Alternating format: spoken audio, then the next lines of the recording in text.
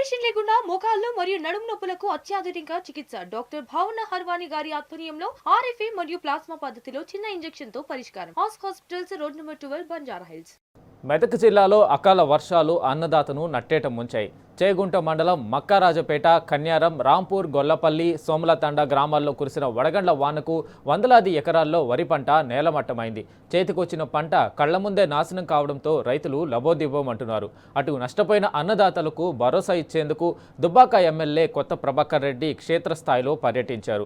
రైతులతో మాట్లాడి పంట నష్ట వివరాలు అడిగి తెలుసుకున్నారు.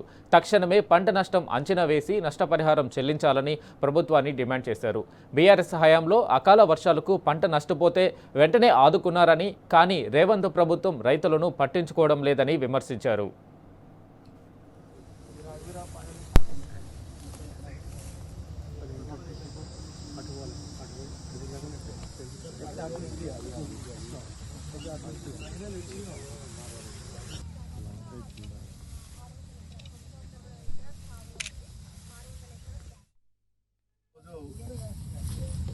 రైతులు మరి చేగుంట మండలంలో అదేవిధంగా నార్సింగ్ మండలంలో మరి దుఃఖ సాగరంలో మరి ఈరోజు రైతులు అకాల వడగండ్ల వర్షానికి మరి పూర్తిగా మరి నిర్వీర్యం అయిపోయింది.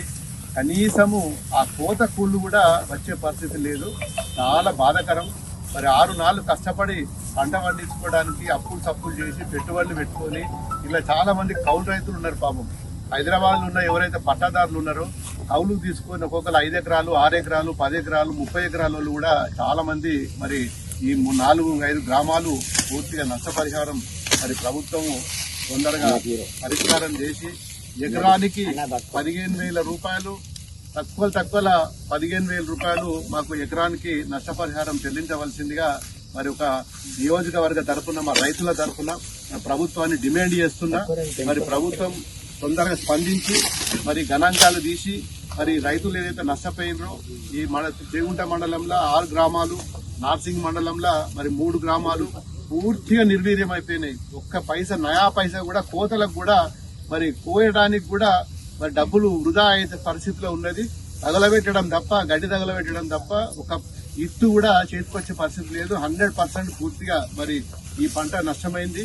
తప్పకుండా ప్రతి ఎకరానికి మరి త్వరలోనే ప్రభుత్వము స్పందించి ఈ పేద రైతులు మరి ఈ ప్రాంతంలో రైతులు పూర్తిగా మరి పంట మీదనే ఆధారపడి ఉన్నాం.